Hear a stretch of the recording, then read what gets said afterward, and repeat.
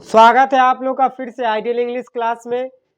पिछले वीडियो में आपने देखा कि सिंपल पास्ट टेंस क्या होता है और आज हम देखेंगे कि पास्ट टेंस का दूसरा भेद। आज हम लोग टॉपिक जो है, आज हम लोग का जो टॉपिक है वो है पास्ट कंटिन्यूअस टेंस।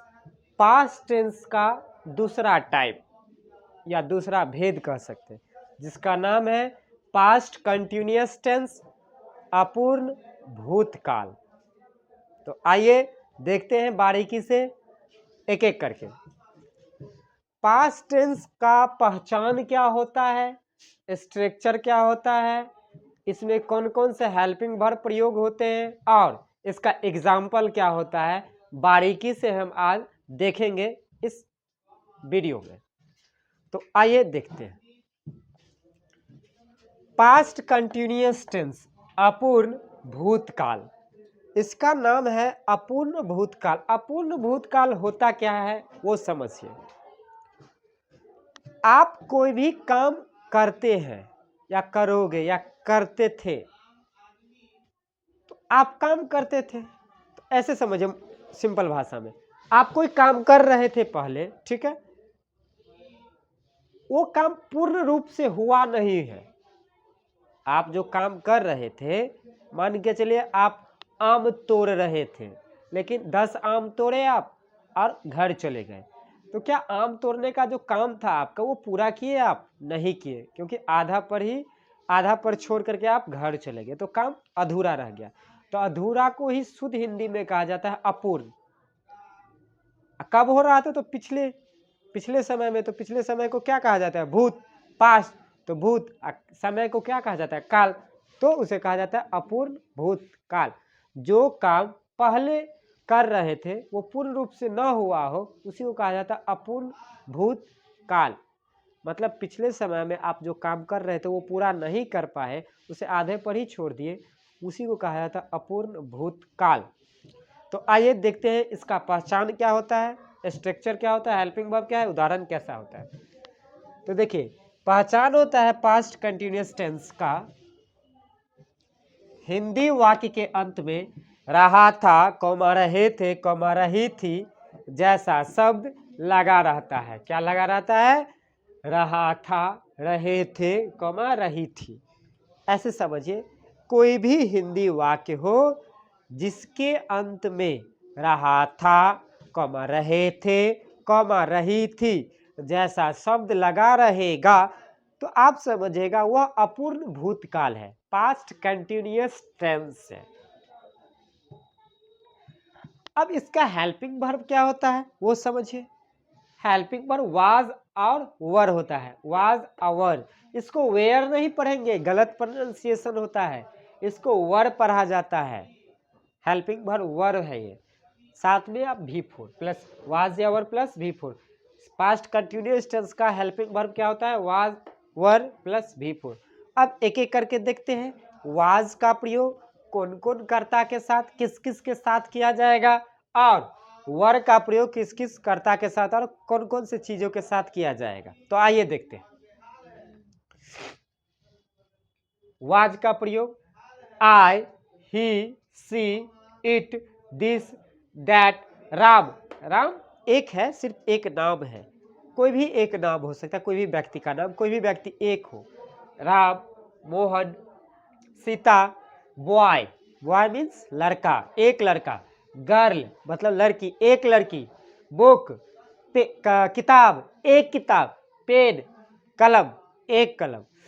तो आपने देखा वाज का प्रयोग किसी भी एक चीज के साथ या किसी एक व्यक्ति, वस्तु, स्थान के साथ वाज का प्रयोग किया जाएगा जब सेंटेंस में था थे थी लगा हो तब। अब देखते हैं वर का प्रयोग। वर का प्रयोग you, we, they, those, these, Ram and Hari. तो यहाँ पे देख रहे हैं राम एंड हरि, एंड से दो कर्ता जुड़ा हुआ है, दो सब्जेक्ट है, दो व्यक्ति है। सीता एंड गीता, एक यहाँ है एक यहाँ, एंड से जुड़ा हुआ दो कर्ता हो गया तो प्लूरल हो गया। प्लस बॉयज, बॉयज मीन्स लड़के, एक से अधिक। गर्ल्स, गर्ल्स मीन्स लड़कियां। तो एक से अधिक लड़कियां, बुक्स किताबें तो एक से अधिक तो प्लूरल हो गया, पेन्स कलबे तो एक से अधिक हो गया, तो ये प्लूरल हो गया। ध्यान रखिएगा, वर का प्रयोग एक नहीं बल्कि एक से अधिक व्यक्ति, वस्तु और स्थान के साथ किया जाएगा, और वाज का प्रयोग किसी एक व्यक्ति, वस्तु और स्थान के साथ किया जाएगा। अब बात आती है स्ट्रक्चर की। ये स्ट्रक्चर है आपका, ये स्ट्रक्चर हो गया। स्ट्रक्चर देखते हैं। पॉजिटिव में सब्जेक्ट प्लस वाज या वर प्लस भी फोर प्लस ऑब्जेक्ट। पॉजिटिव को ही अफर्मेटिव कहते हैं, तो डाउट क्लियर हो गया होगा, कंफ्यूजन नहीं रखना है। पॉजिटिव सेंटेंस को या पॉजिटिव स्ट्रक्चर को ही अफर्मेटिव स्ट्रक्चर कहते हैं या पॉजिटिव स्ट्रक्चर कहते हैं। तो पहले क्या आएगा, सब्जेक्ट प्लस वाज या वर, जिसके साथ वाज लगेगा, जो कर्ता के साथ वो लगाएंगे वाज का प्रयोग, वहाँ जिस कर्ता के साथ वर का प्रयोग होगा उसके साथ हम वर का प्रयोग करेंगे। वो आपको क्लियर, हमने क्लियरली लिखा दिया है ऊपर में, वाज का प्रयोग किसके साथ और वर का प्रयोग किसके साथ। प्लस भी four plus object. Negative subject, negative को ही कहा जाता है अफर्मेटिव निगेटिव, जिसमें नॉट जैसा शब्द लगा हो उसे निगेटिव सेंटेंस कहते हैं या अफर्मेटिव निगेटिव कहते हैं। तो सब्जेक्ट प्लस वाज या वर, जिसके साथ जो लगेगा, जो हेल्पिंग वर्ब वो लगाएंगे, प्लस नॉट प्लस वर्ब का चौथा रूप आईएनजी फॉर्म भी फोर प्लस ऑब्जेक्ट। अब बात आ रही है इंटेरोगेटिव की, प्रश्नवाचक। इंटेरोगेटिव सेंटेंस में या सेंटेंस को बनाने के लिए सबसे पहले हेल्पिंग वर्ब को पहले रखा जाता है किसी भी सेंटेंस में। अगर क्या जैसा शब्द अगर किसी सेंटेंस के शुरू में आ रहा है तब हेल्पिंग वर्ब के साथ उस सेंटेंस को बनाएंगे। अगर क्या जैसा शब्द किसी वाक्य के बीच में आ रहा है तो वाट का प्रयोग किया जाएगा, याद रखिएगा। जैसे आगे बता रहे हैं, अभी एग्जाम्पल पर जाएंगे तो दोनों चीज हम बता देंगे एक एक करके लास्ट में। तो देखिए, पहले इंटेरोगेटिव स्ट्रक्चर में सबसे पहले हेल्पिंग वर्ब को पहले लिया जाता है। तो वाज या वर, जिसके साथ जो लगेगा वो लगाएंगे, plus subject plus not optional, क्योंकि नॉट जैसा शब्द लगा भी रहता है और नहीं भी लगा रहता है, तो रहेगा तो नॉट का प्रयोग करेंगे वरना नहीं करेंगे। प्लस भी फोर प्लस ऑब्जेक्ट। अब बात आ रही है डबल इंटेरोगेटिव सेंटेंस की, डबल इंटेरोगेटिव स्ट्रक्चर की। तो सबसे पहले WH वर्ड, WH वर्ड को ही क्वेश्चन वर्ड कहते हैं। Q से क्वेश्चन, W से वर्ड, शॉर्टकट में लिख दिए हैं। इसको ही कहा जाता है WH वर्ड कहिए या क्वेश्चन वर्ड कहिए, बात एक ही है। तो पहले लेंगे क्वेश्चन वर्ड या WH वर्ड प्लस वाज या were plus subject plus not, plus not optional क्योंकि लगा रहता है और नहीं भी लगा रहता है, प्लस भी फोर प्लस ऑब्जेक्ट। तो आपने देखा कि पास्ट कंटिन्यूअस टेंस का स्ट्रक्चर क्या होता है, चार स्ट्रक्चर कैसे बनाए जाते हैं आपने देखा। अब बारी आ रही है एग्जाम्पल की, उदाहरण की एग्जाम्पल। तो आइए एक एक करके एग्जाम्पल को हम आज देखते हैं, पास्ट कंटिन्यूअस टेंस के एग्जाम्पल को। तो सबसे पहले देखेंगे,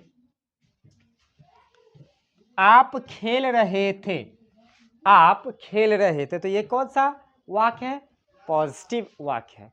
तो पॉजिटिव जिसको अफर्मेटिव कहते हैं, तो अफर्मेटिव सेंटेंस हो गया। तो अफर्मेटिव अर्थात पॉजिटिव स्ट्रक्चर को देखेंगे। तो आइए देखते हैं पॉजिटिव स्ट्रक्चर में क्या है। तो देख रहे हैं सबसे पहले क्या है, सब्जेक्ट। सब्जेक्ट तो आप है, तो अब आपका इंग्लिश क्या होता है, यू, क्लियर है। अब क्या है, वाज या वर। तो याद रखिए यू के साथ क्या लगेगा, वाज या वर। तो आपको हमने अभी सिखाया है, तो यू किस में लगा है, तो वर में है तो वर लगेगा। यू के साथ क्या प्रयोग होगा, वर, तो वर दे दिए हैं। प्लस वर्ब का चौथा रूप, तो वर्ब क्या है, खेलना। तो खेलना का भी फोर क्या होगा, प्लेइंग, तो प्लेइंग दे दिए। प्लस ऑब्जेक्ट, ऑब्जेक्ट इसमें नहीं है इसलिए हम ऑब्जेक्ट को नहीं लिखेंगे, क्लियर है। आगे बढ़ जाएंगे। अब अगला सेंटेंस है, सीता नाच रही थी। तो सबसे पहले फिर यही लेके सब्जेक्ट, सब्जेक्ट क्या है, सीता, सीता, सीता एक है तो सीता के साथ क्या लगेगा, वाज। तो वाज लगा दिए, किसी एक व्यक्ति वस्तु स्थान के साथ वाज का प्रयोग अभी बताए हैं। प्लस V4, तो नाचना का क्या होगा V4, डांसिंग, ing लगा देंगे V4। आगे ऑब्जेक्ट नहीं है तो ऑब्जेक्ट नहीं लगाएंगे। अब बात आ रही है अगला सेंटेंस की, वह अंग्रेजी बोल रहा था, वह अंग्रेजी बोल रहा था। यह भी अफर्मेटिव सेंटेंस है, पॉजिटिव सेंटेंस है। तो आइए देखते हैं। तो सबसे पहले क्या है, सब्जेक्ट, तो सब्जेक्ट वह है तो ही, उसके बाद ही एक है ना, एक सिंगुलर नंबर करता है, इसके साथ क्या लगेगा, वाज का प्रयोग। अभी ही आपको बताए थे कि किसी एक व्यक्ति वस्तु स्थान के साथ वाज का प्रयोग किया जाएगा, किसी एक व्यक्ति वस्तु स्थान के साथ वाज का प्रयोग किया जाए। देख रहे हैं ये सब क्या है, किसी एक व्यक्ति, कोई एक सिंगुलर नंबर नहीं है सब, इसलिए वाज का प्रयोग किया जाए। तो ही के साथ क्या आ जाएगा, वाज, प्लस V4, तो बोलना है, तो बोलना मतलब बोलना का क्या होगा इंग्लिश, स्पीक, और उसका V4 क्या होगा, स्पीकिंग, तो स्पीकिंग। अब क्या है, ऑब्जेक्ट, ऑब्जेक्ट क्या है, अंग्रेजी, तो इंग्लिश। क्लियर है, आपको समझ में आ गया होगा यह एग्जाम्पल। अब देखते हैं निगेटिव। वे लोग इस काम को नहीं कर रहे हैं, नहीं लग गया ना, तो निगेटिव सेंटेंस हो गया, तो निगेटिव स्ट्रक्चर में जाएंगे। तो देखिए निगेटिव में क्या है, सब्जेक्ट, तो सब्जेक्ट दे दिए हैं दे, उसके बाद दे के एक से अधिक है, तो दे के साथ क्या लगता है, वर। अब ये ना बताए थे, एक से अधिक व्यक्ति वस्तु स्थान के साथ वर का प्रयोग किया जाएगा, तो दे के साथ क्या आ जाएगा, वर, प्लस नॉट, नॉट लगा नहीं जैसा सब लगा, इसलिए नॉट का प्रयोग करेंगे, प्लस करना, तो करना का क्या होगा, डू होता है, तो डू का V4 क्या होगा, डूइंग, तो डूइंग। ऑब्जेक्ट क्या है, यह काम, तो दिस वर्क, फुल स्टॉप, हो गया। यह आपका नेगेटिव स्ट्रक्चर सेंटेंस था, वाक्य था।